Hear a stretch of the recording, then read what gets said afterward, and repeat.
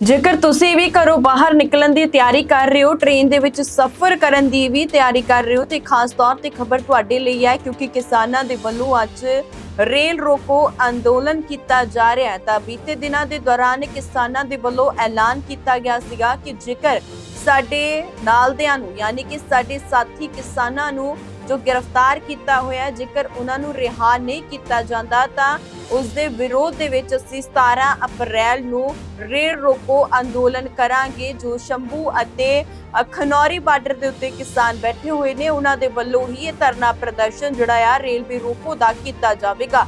ਤੇ ਅੱਜ ਰੇਲ ਰੋਕੋ ਅੰਦੋਲਨ ਜਿਹੜਾ ਆ ਕਿਸਾਨਾਂ ਦੇ ਵੱਲੋਂ ਕੀਤਾ ਜਾ ਰਿਹਾ। ਤੇ ਜੇਕਰ ਤੁਸੀਂ ਵੀ ਘਰੋਂ ਬਾਹਰ ਨਿਕਲਣ ਦੀ ਤਿਆਰੀ ਕਰ ਰਹੇ ਹੋ, ਟ੍ਰੇਨ 'ਚ ਸਫ਼ਰ ਕਰਨ ਦੀ ਤਿਆਰੀ ਕਰ ਰਹੇ ਹੋ ਤੇ ਖਾਸ ਤੌਰ ਦੇ ਉੱਤੇ ਖਬਰ ਤੁਹਾਡੇ ਲਈ ਹੈ।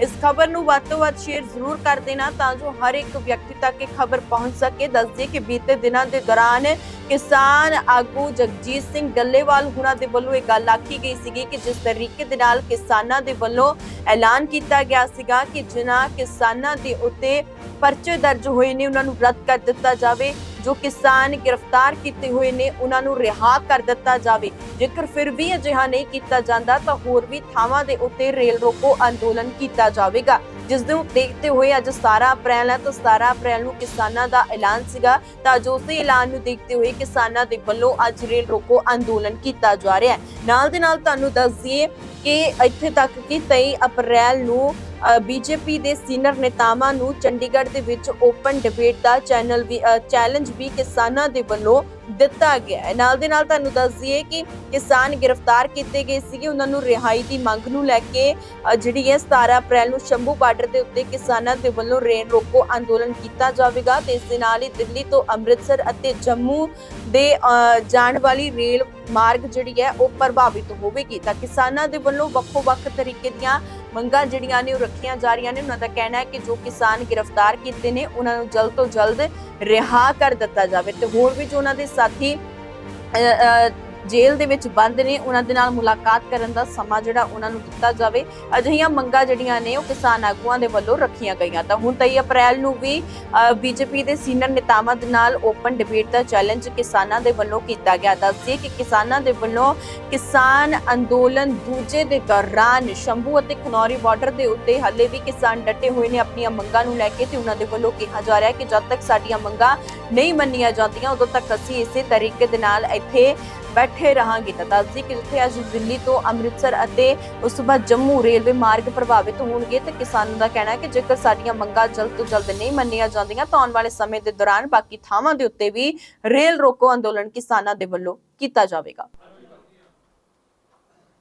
सबसे पहले प्रेस के सभी साथियों को हाथ जोड़ के नमस्कार, सत श्री अकाल और आपका धन्यवाद करते हैं कि आप आंदोलन की शुरुआत से ही हमारी आवाज़ दुनिया के कोने कोने तक बड़ी ईमानदारी से पहुंचा रहे हैं। और मैं परिचय करा देता हूं, उसके बाद आदरणीय जगजीत सिंह डल्लेवाल जी शुरू करेंगे। मेरे दाईं तरफ हैं आदरणीय बलदेव सिंह सिरसा जी, आदरणीय जगजीत सिंह डल्लेवाल जी, आदरणीय अमरजीत सिंह मोड़ी जी, आदरणीय मनजीत गुमाना जी, उधर से आदरणीय लखविंदर सिंह औलख जी, चमकौर सिंह जी, जंग सिंह बटेड़ी जी, कुलविंदर पंजोड़ा जी, सुखजीत सिंह हरदो-झंडे और हमारे बाकी साथी बहरू साहब हैं और हमारे हाकिम जी हैं। तो मैं प्रार्थना करता हूं आदरणीय जगजीत सिंह डल्लेवाल जी शुरू करें। सभी सत्कारयोग पत्रकार भाइयों, सत श्री अकाल, वाहिगुरु जी का खालसा वाहिगुरु जी की फतेह। आप सबका इस बात के लिए उन्हें धन्यवाद करना चाहते हैं कि आप शुरू से लेकर आज तक हमारे आंदोलन को पूरी दुनिया के अंदर ले जाने का प्रयास कर रहे हो। इसके लिए हम आप सबका आभार व्यक्त करते हैं। आज की जो प्रेस कॉन्फ्रेंस हम कर रहे हैं, इसकी कुछ मोटी मोटी वजहें हैं जो हम आज की प्रेस के माध्यम से आपके सामने बात रखेंगे। सबसे पहली तो बात ये है कि पिछले दिनों हमने एक कॉल दी थी कि हमारे कुछ नौजवान जो बिना वजह जेल के अंदर बंद किए हुए हैं, हमारा वहाँ पे नवदीप लड़का है, अनीश है, गुरकीरत है, अनीश की अगर बात करें तो 28 दिन से वो अनशन पे है। ये बात इतनी नहीं है कि केवल वो जेल में है, वो अनशन पे भी है। और यहाँ तक कि सरकार ने उसके पेरेंट्स को मिलने से भी मना कर रखा था, उसको अलग चक्की में बंद कर दिया। तो पिछले दिनों जब हमने ये कॉल दी इन नौजवानों को रिहा करवाने के लिए कि हम रेल रोकेंगे मजबूरन, तो उस समय हमारे साथ पंजाब के प्रशासन और हरियाणा के प्रशासन की बातचीत चलती रही। उसमें उन्होंने वायदा किया था हमारे साथ कि 16 तारीख तक हम इन नौजवानों को जेल से रिहा कर देंगे, लेकिन अभी तक किसी तरह का कोई ऐसा उधर से मैसेज नहीं आया, उनको रिहा करने की बात नहीं है।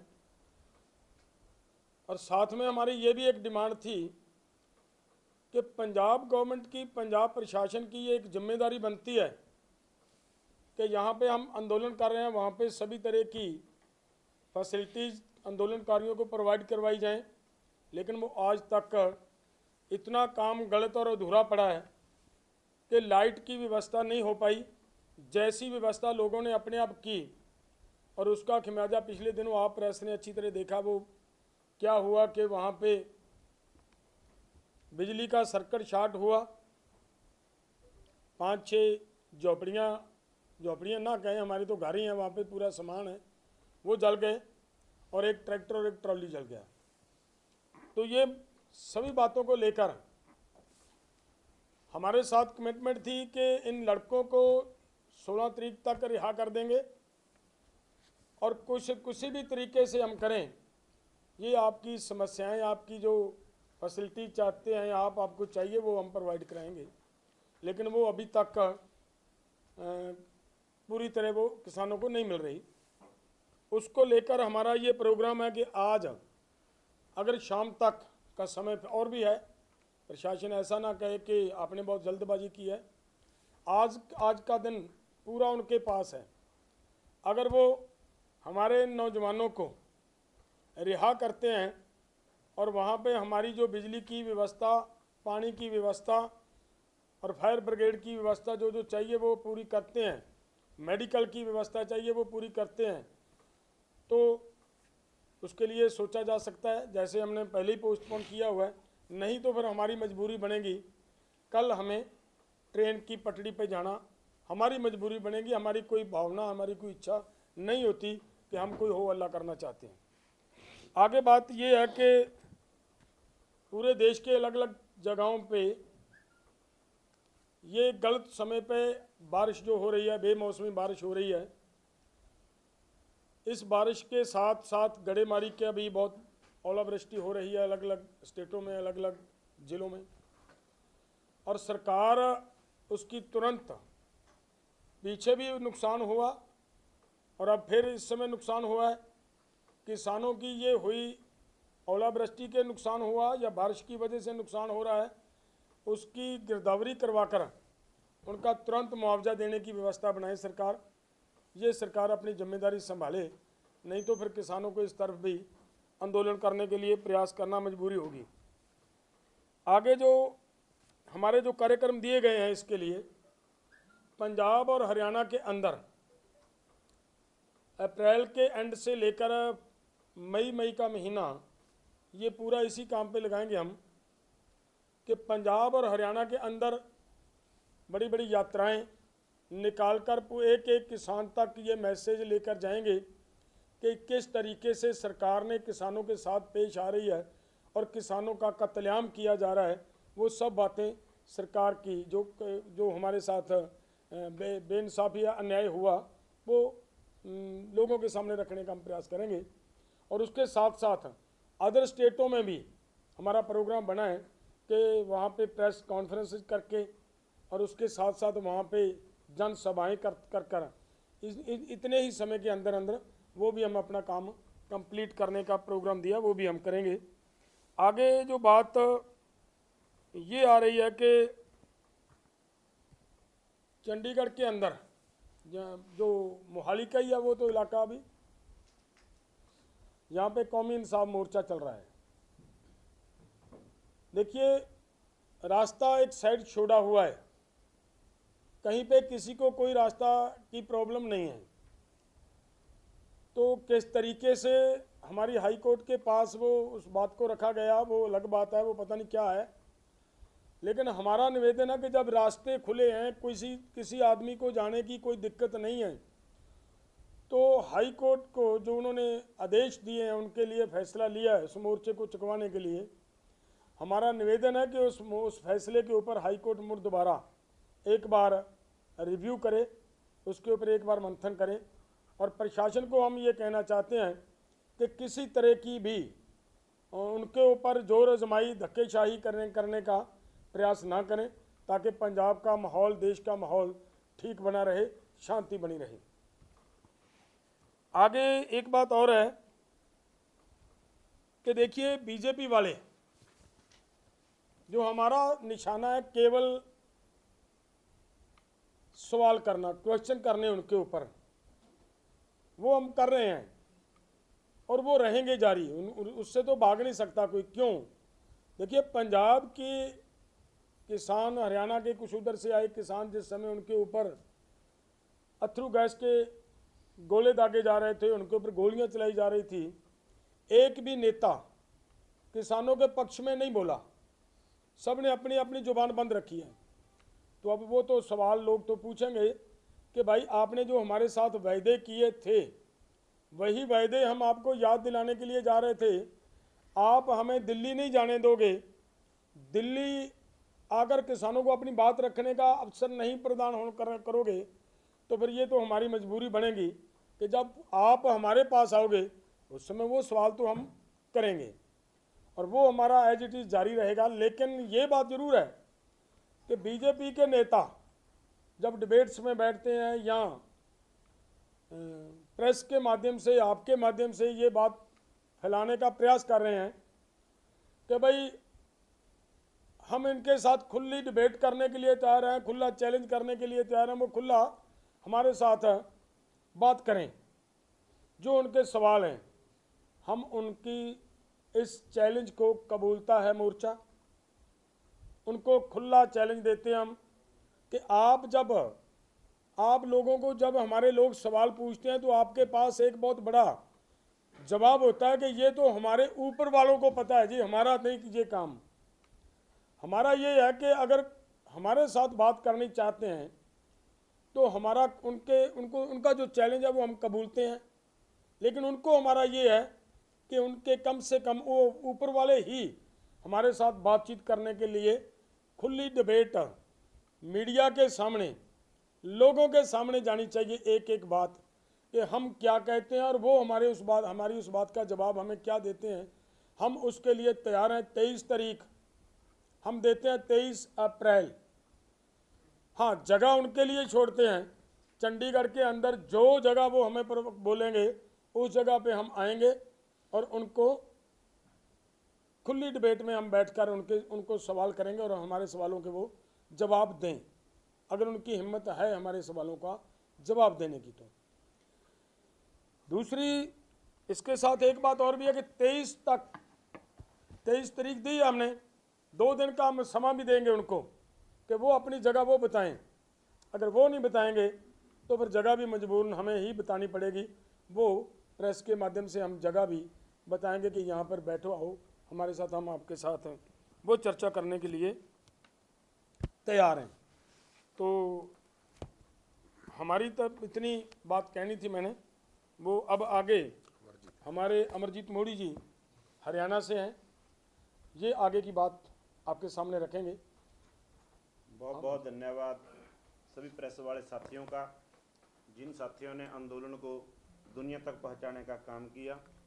और आज जो मोर्चे की तरफ से कॉल दी हुई थी, प्रशासन ने समय लिया हुआ था, वो आज ख़त्म हो गया, समाप्त हो गया है। लेकिन फिर भी शाम तक का समय सरकार के पास है, वो उन साथियों को रिहा करे, वरना फिर मजबूर बस कल हमें शंभू बॉर्डर के ऊपर रेल रोकनी पड़ेगी। और जब तक हमारे साथी नहीं छोड़े जाएंगे, जो 3 साथी हैं, नवदीप जलवेड़ा, गुरकीरत सापर, अनीस खड़कड़, उन सभी साथियों को रिहा कराने के लिए पहले शंभू बॉर्डर पर रेल रोकी जाएगी। अगर हमारे साथी रिहा ना किए गए और भी पॉइंट बढ़ाए जा सकते हैं और अपने आंदोलन को मजबूती देने का काम करेंगे। और रही बात सवाल जवाबों की, जहां सरकार से सवाल जवाब करने हैं, मौजूदा 10 साल की जो सरकार है, वहीं मोर्चे ने फैसला लिया है विपक्षी धिरों से, विपक्षी लोगों से, विपक्षी दलों से, उनसे भी हम कुछ सवाल करेंगे। वो सवाल भी दे दिए जाएंगे, लेकिन उनको भी बरी नहीं किया जाता। जहां हमारे ऊपर गोलियां चलाई गई, शुभकर्ण को शहीद किया गया, 400 से ऊपर लोगों को घायल किया गया, हमारे रास्ते रोके गए, लेकिन विपक्षी लोगों ने हमारी आवाज़ को कहां तक उठाया वो भी पूछा जाएगा। और आने वाले समय के अंदर वो हमारे साथ कहां कहां पर स्टैंड करते हैं, हमारी मांगों के लिए क्या स्थितियां हैं, ये सभी एक पूरा चार्ट मोर्चा बनाकर उन लोगों को भी सवाल करने का काम करेगा। ऐसा नहीं उनको बरी किया जाएगा, क्योंकि पहले समय में भी जब से हमारी स्वामीनाथन आयोग की सिफारिशें लागू होनी थी, वो भी इन सरकारों में जो विपक्ष के लोग हैं रहे हैं, जहां 2004-7 से लागू होनी थी, उनको भी सवाल पूछे जाने हैं। और इसी तरीके से अपने आंदोलन को मजबूत करने के लिए, जैसे डल्लेवाल जी ने बताया, हम हर एक गांव में जाएंगे और वो प्रोग्राम भी अप्रैल के लास्ट और मई के पहले हफ्ते से 10-10 गांवों में जाएंगे, एक एक प्रोग्राम किया जाएगा, घर घर तक पहुंचाया जाएगा कि इस मौके की सरकार ने हमारे साथ कैसे तशद्दुद किया। क्या हम इस देश के नागरिक नहीं हैं? हमें दिल्ली जाने से रोका गया, और वैसे ही लोगों ने एक नया नाम सरकार ने जहां धारा 144 लाई, गांव के लोगों ने धारा 288 किसानी धारा हरियाणा के अंदर आप लोगों ने सुना होगा, वो लगाई जाएगी। और काफ़ी गांवों के अंदर तो लोगों ने काफ़ी बहिष्कार करना शुरू कर दिया है। कहने का मतलब है, हमने बताना है लोगों को कि हम अपनी किसानी की लड़ाई नहीं है, ये पूरे मजदूर वर्ग की 150 करोड़ की आबादी की लड़ाई है, जो कारपोरेट घराने हमारी जेब की लूट करते हैं। उसको बचाने के लिए अब 2 ही फसलों के ऊपर MSP मिलता है, गेहूं और चावल के ऊपर, उसकी कभी ब्लैक नहीं हुई है। अगर पूरी फसलों की ब्लैक रोकनी है, पूरे लोगों की जो 150 करोड़ की आबादी है, जो लोग अनाज लेते हैं, चाहे वो दालें हैं, चाहे वो तेल हैं, चाहे वो मसाले हैं, उन सब की ब्लैक ना हो, उसके लिए सबसे ज़रूरी है MSP गारंटी का कानून बनवाना। अगर MSP गारंटी का कानून बन जाता है, जो कारपोरेट घराने दूसरी फसलों के ऊपर ब्लैक कर हमारी जेब को लूटने का काम करते हैं, ये सब लोगों की जेब लूटते हैं, क्योंकि अनाज और तेल जो भी है खाने की चीजें, वो हम सबको चाहिए। उस लूट को बचाने के लिए हमने घर घर तक समझाने की कोशिश करेंगे, हर वर्ग तक जाएंगे कि ये लड़ाई अकेले किसान की नहीं है। अगर MSP गारंटी का कानून बन जाता है, हमारा दावा है इस सरकार के लोग कहीं पर बैठकर बात कर सकते हैं, हमारे देश की GDP 12% तक जाएगी। ये हम वादा भी करते हैं और दावा भी करते हैं, कहीं भी आकर हमारे साथ कोई लोग डिबेट कर सकते हैं। इसलिए हमारी जो ये मांगे हैं, वो मजदूर को 200 दिन का रोजगार मिले, 700 रुपये उसे दिहाड़ी मिले, ताकि उसका जीवन भी, वो भी अपने बच्चों और बुजुर्गों को अच्छी दवाई और बच्चों को अच्छी पढ़ाई, स्वाभिमान की जिंदगी जी सके। और मेरे किसान और मजदूर को पेंशन मिले, जिन्होंने देश का निर्माण करने के लिए कम से कम रेट के ऊपर मेरे मजदूर ने दिहाड़ी की और इस देश का निर्माण किया, और मेरे किसान ने कम से कम रेट के ऊपर फसल बेचकर इस देश का पेट भरने का काम किया। उन्होंने इस देश के निर्माण के अंदर 50% की हिस्सेदारी आज भी है। पूरे देश के रोजगार का 46% रोजगार हमारे एग्रीकल्चर सेक्टर से है, वो किसी तरीके से हो, उस सेक्टर को आवाज ना उठानी दी जाए, दबाने की कोशिश जो सरकारें कर रही हैं, वो बिल्कुल भी हम सहन नहीं करेंगे। उसको अब मजबूत करने के लिए, अपने सेक्टर की आवाज को मजबूत करने के लिए, अपने आंदोलन को मजबूत करने के लिए, 150 करोड़ की आबादी के लोगों की लड़ाई लड़ने के लिए हम घर घर तक जाकर ये प्रोग्राम बनाए हैं, उसके जरिए अपने आंदोलन को मजबूत करेंगे। और जो कल का प्रोग्राम है मेन हमारा, वो रेल रोकने का है, सरकार नहीं हमारे साथियों ने छोड़ दी, तो हम वो प्रोग्राम बिल्कुल करेंगे। और सभी लोगों से, साथियों से, किसानों से, वर्गों से अपील है, आज हमारी आवाज को दबाया जा रहा है, कल औरों को भी दबाया जाएगा। इसलिए सभी साथी कल वहां पर 11 बजे पहुंचे, और रेल ट्रैक के ऊपर हमने 12 बजे बैठना है, तो ताकि सरकारें किसी भी साथी को, आज जैसे हमारा जो मोहाली के अंदर मोर्चा लगा हुआ है, आज उनको उठाने की और दबाने की बात की जा रही है। वो बड़े शांति प्रिय तरीके से अपना आंदोलन कर रहे हैं, इसलिए हमें आंदोलन करने की स्वतंत्रता मिले, अधिकार मिले, उन सबको बचाने के लिए हमारा आंदोलन है। आप सब साथियों का बहुत बहुत धन्यवाद। साथियों, जैसा मेरे से पहले आदरणीय डल्लेवाल जी ने, आदरणीय मोदी जी ने बताया, जो हमारे 3 साथी जेल में हैं, अनीश खक्कड़ जी, नवदीप सिंह जी और गुरकीरत सिंह जी, उनमें से भाई अनीश खक्कड़ हैं, वो 28 दिन से भूख हड़ताल पे हैं और उन दिनों 19 मार्च के बाद से जो एक रेगुलर मुलाकात होती है वो भी उनके परिवार की नहीं करने दी। प्रशासन पे दबाव डाल के, प्रशासन से बातचीत के माध्यम से अब तक उनके परिवार के सदस्यों को भी सिर्फ 3 बार ही मिलने दिया गया है और आखिरी बार जो उनके पिताजी मिले थे तो उसमें उन्होंने बताया कि उनका लगभग 18 से 20 केजी वजन कम हो गया और उनको ड्रिप लगाई जा रही है, तो उनकी हालत काफी नाजुक है और उनकी अगर कोई भी उनको नुकसान होता है तो उसका जिम्मेदार हरियाणा सरकार होगी, हरियाणा प्रशासन होगा। दूसरी बात साथियों, देखिए एक चीज हम और स्पष्ट करना चाह रहे हैं। माननीय हाईकोर्ट ने अभी एक जांच कमेटी बनाई रिटायर्ड जज के नेतृत्व में, उसमें पंजाब के और हरियाणा के भी अधिकारी शामिल किए हैं। हमारा ये निवेदन है माननीय हाईकोर्ट से कि देखिए हरियाणा पुलिस के ऊपर तो आरोप है वो सारी की सारी हिंसा करने के। शुभकर्ण सिंह को जो गोली मारी गई, जो प्रीतपाल सिंह को अगवा किया गया, जो हमारे 400 से अधिक साथियों को जो घायल किया गया, ये सारा हरियाणा पुलिस की क्रूरतापूर्ण कार्रवाई में हुआ है।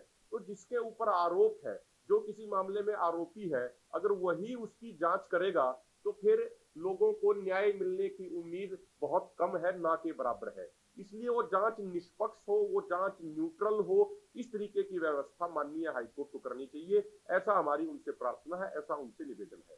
साथियों, जो एक बात और हम स्पष्ट कर दें कि जैसे अभी हालिया समय में सत्ता में बैठी भारतीय जनता पार्टी ने भी अपना मैनिफेस्टो रिलीज किया, उसने अपनी किसानों के प्रति भावनाओं को उस मैनिफेस्टो के जरिए जाहिर कर दिया। ना तो कोई एमएसपी गारंटी कानून का उसमें जिक्र है, ना उसमें किसानों की कर्ज माफी का जिक्र है, ना उसमें स्वामीनाथन आयोग की रिपोर्ट लागू करने का जिक्र है। उसमें किसानों को लेके कोई भी बात नहीं की गई। उसमें सिर्फ इतना कहा गया कि हम समय समय पे एमएसपी बढ़ाते रहेंगे।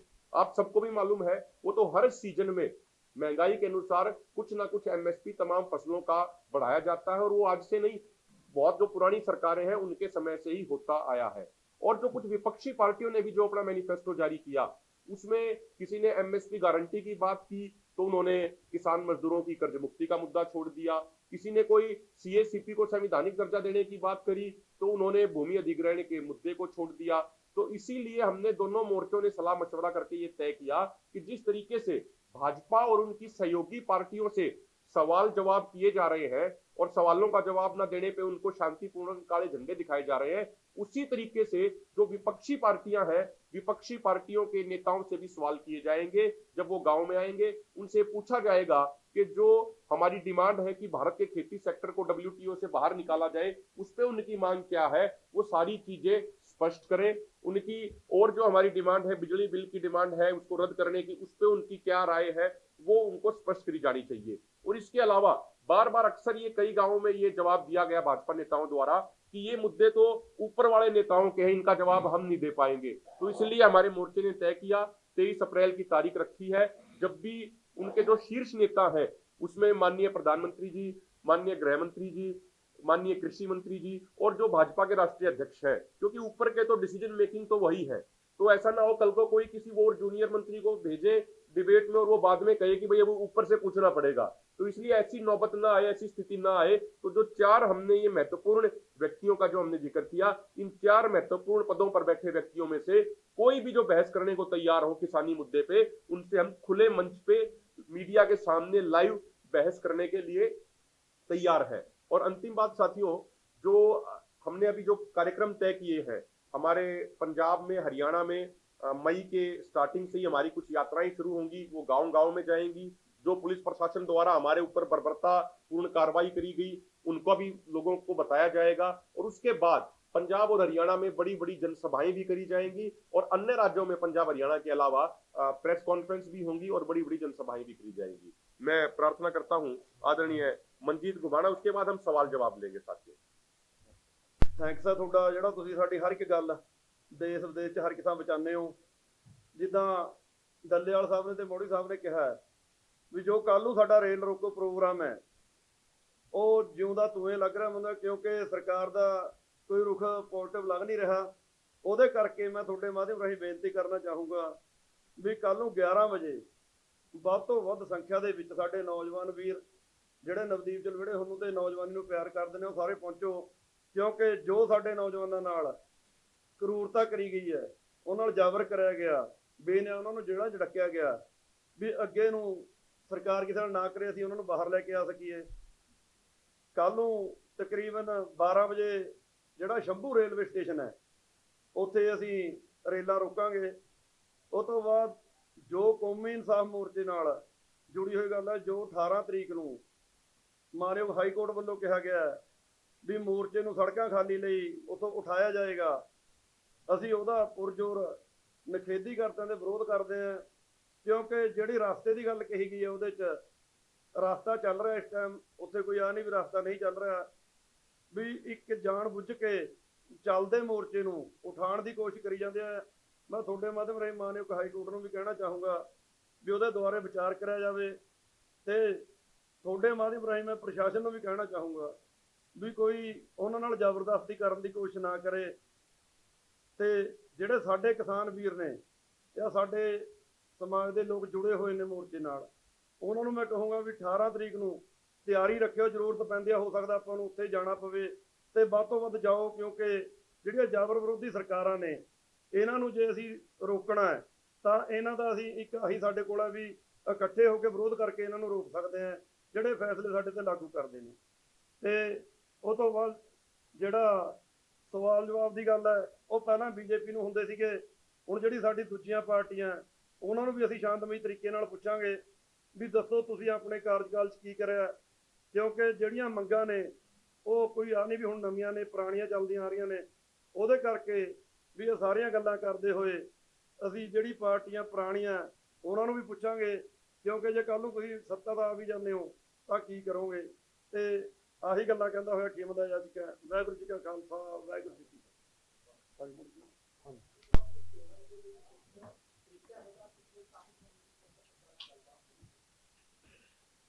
ਨਹੀਂ ਕਿਹੜਾ ਤਰੀਕਾ ਨਹੀਂ ਡੈਡਲੌਕ, ਜੇ ਹੁਣ ਡੈਡਲੌਕ ਟੁੱਟੇਗਾ ਵੀ ਤਾਂ ਜਿਹੜਾ ਹੁਣ ਅਸੀਂ ਚੋਣਾਂ ਦੇ ਦੌਰ ਦੇ ਵਿੱਚ ਹੀ ਵਿਚਰ ਰਹੇ ਹਾਂ, ਤਾਂ ਮੈਨੂੰ ਲੱਗਦਾ ਡੈਡਲੌਕ ਤੋੜਨ ਵਾਸਤੇ ਜੇ ਕੋਈ ਗੱਲ ਆਪਾਂ ਸੋਚੀਏ ਤਾਂ ਮੈਨੂੰ ਲੱਗਦਾ ਇਹ ਕੋਈ ਉਚਿਤ ਨਹੀਂ ਹੈ। ਸਵਾਲ ਕੀ ਹੈ, ਤੁਹਾਡੀ ਪ੍ਰੈਸ ਦੇ ਸਾਹਮਣੇ ਇਹ ਕਿਹਾ ਗਿਆ ਹੈ ਕਿ ਵੀ ਅਸੀਂ ਸਾਨੂੰ ਜਿਹੜੇ ਪਿੰਡਾਂ 'ਚ ਘੇਰਦੇ ਨੇ ਅਸੀਂ ਇਹਨਾਂ ਨਾਲ ਪ੍ਰੈਸ ਦੇ ਸਾਹਮਣੇ ਸਵਾਲ ਕਰ ਲੈਣ, ਸਾਡੇ ਤੇ ਜਿਹੜੇ ਕਰਨੇ ਨੇ ਅਸੀਂ ਉਹਨਾਂ ਦੇ ਸਵਾਲਾਂ ਦੇ ਜਵਾਬ ਦਿੰਦੇ ਹਾਂ। ਅਸੀਂ ਉਹੀ ਉਹਨਾਂ ਦਾ ਜਿਹੜਾ ਚੈਲੰਜ ਹੈ ਉਹ ਕਬੂਲਿਆ। ਡੈਡਲੌਕ ਦੀਆਂ ਗੱਲਾਂ ਤਾਂ ਗਾਂਹ ਜਦੋਂ ਹੋਣਗੀਆਂ ਫਿਰ ਦੇਖਾਂਗੇ ਕੀ ਹੋਊਗਾ।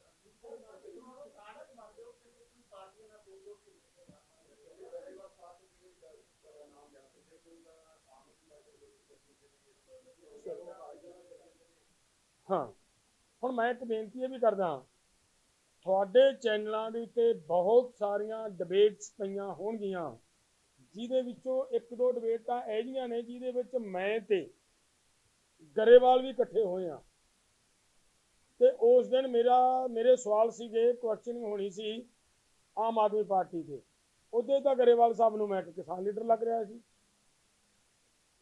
ਸਵਾਲ ਇਹ ਹੈ ਕਿ ਜਿਹਦੇ ਖਿਲਾਫ ਲੋਕ ਐਜੀਟੇਸ਼ਨ ਕਰਨਗੇ ਉਹਨਾਂ ਨੂੰ ਬਦਨਾਮ ਕਰਨ ਦਾ ਇੱਕ ਵਧੀਆ ਤਰੀਕਾ ਹੁੰਦਾ ਹਰੇਕ ਪੋਲੀਟੀਕਲ ਪਾਰਟੀ ਕੋਲੇ ਕਿ ਜੀ ਇਹ ਤਾਂ ਫਲਾਣੇ ਨੇ ਭਾਈ ਨੇ।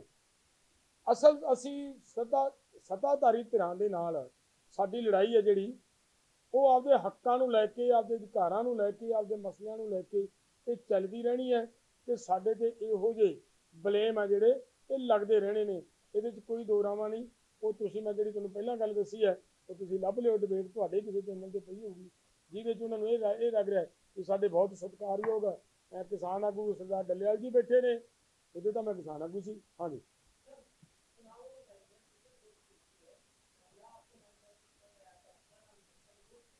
जी, देखिए हमारा वोट के ऊपर किसी तरह का कोई फैसला नहीं हम लेते, वोट लोगों ने डालनी है, जिसको जी चाहे डाल सकते हैं। जो आपने कहा कि चोण मैनिफेस्टो किसी का पसंद नहीं आया, तो हमारी जो डिमांड्स लेकर हम चल रहे हैं उसमें अगर आप ध्यान दोगे तो हम आंदोलन के दौर में चल रहे हैं। अगर कोई आदमी, कोई भी पॉलिटिकल पार्टी ये कहे कि ये 2-3 डिमांड्स हम आपकी पूरी करते हैं तो आप आंदोलन समाप्त कर दीजिए, हमारी सरकार बन गई है, तो वो तो काम नहीं चलेगा। हमारी डिमांड के अंदर ये एक बड़ी डिमांड है कि किसान और मजदूर की कर्ज मुक्ति की जाए।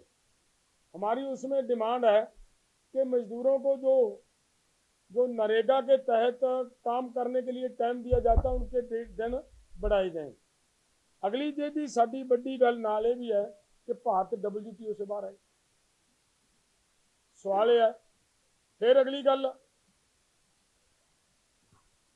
जिन्हों ने अज कह रहे हैं कि असी स्वामीनाथन की रिपोर्ट लागू करांगे, जिहड़ी पार्टी कह रही है, डॉक्टर स्वामीनाथन की रिपोर्ट तो 2006 आ गई सी, 6 तो लैके 14 तक सत्ता ते रहे, उहदे बारे क्यों नहीं विचार आया। लेकिन ये जिहड़ियां साडीआं रहिंदियां मंगां ने, रहिंदे मुद्दे ने, उन्हां दे उत्ते साडा उन्हां पार्टियां नूं घेरना एक मतलब समय के मुताबिक, क्योंकि वो आपकी चोण मैनीफेस्टो के उत्ते रिव्यू करन कि जिहड़ा अंदोलन चल रहा है इन्हां 2-3 मंगां नूं पूरा करन नाल समाप्त नहीं होना जी।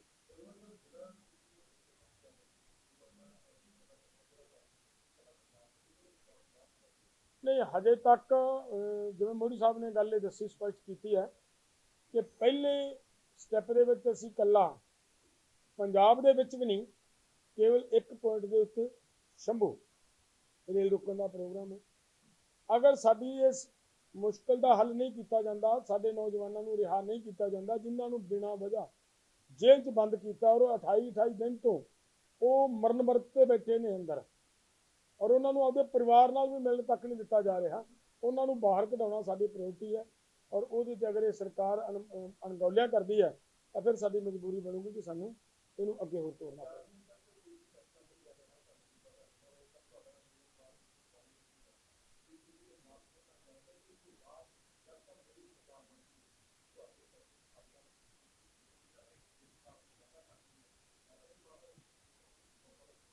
सवाल यह है, एक तो हुंदा जी कल्ला वायदा, असीं अंदोलन च बैठे हाँ, साडे अंदोलन करन वाले लोकां दे नाल इन्हां नूं अंदोलन नूं समाप्त करवाउण दे लई जिहड़ी भी पोलीटिकल पार्टी की सरकार बनेगी, भावें किसी अलायंस की बन जाए, कोई दिक्कत नहीं है, जिहड़ी भी बनेगी उन्हां नूं किसानां नूं इत्थों उठाउण लई इन्हां दीआं मंगां मन्नणीआं पैणगीआं। ये जरूरी हो जाएगा गल, एक गल। नंबर 2, तुसीं जिहड़ी दूजी गल कीती सी कि भी अंदोलन बाद दस्तूर जारी रहेगा, अगर अंदोलन है या चल रहा है तदे तो अज सारियां पोलीटिकल पार्टियां दे एजेंडे ते आपां, नहीं तो सानूं पुछदा कौन सी।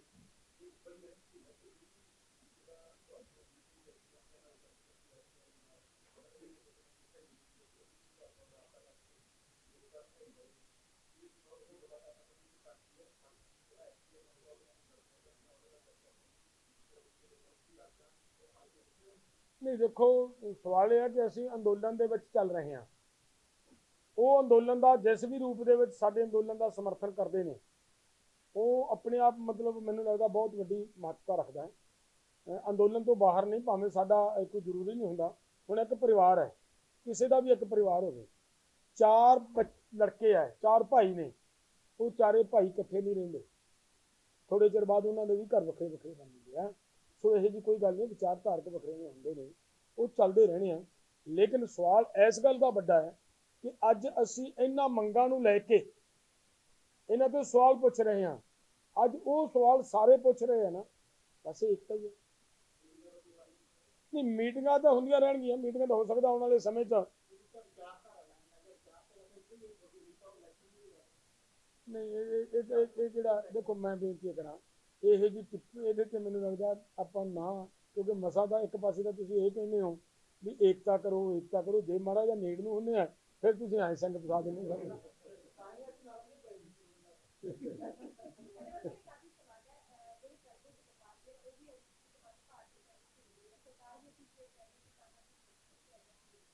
देखो जिस तरह का अनाज की कशमकश खिच हुई भी है, ਮੈਨੂੰ ਲੱਗਦਾ ਸੁਭਾਵਿਕ ਹੈ ਕਿ ਅਨਾਜ ਦਾ ਰੇਟ ਵਧਣਾ। ਅਗਰ ਕੋਈ ਵਪਾਰੀ ਇਹਦੇ ਤੋਂ ਵੱਧ ਕੇ ਖਰੀਦਦਾ ਹੈ ਤਾਂ ਘੱਟੋ ਘੱਟ ਸਰਕਾਰ ਨੂੰ ਜ਼ਰੂਰ ਸੋਚਣਾ ਚਾਹੀਦਾ ਵੀ ਤੁਸੀਂ ਫਿਰ ਜਿਹੜੀ ਐਮਐਸਪੀ ਦੇ ਰਹੇ ਹੋ, ਕੀ ਸੋਚ ਕੇ ਦੇ ਰਹੇ ਹੋ?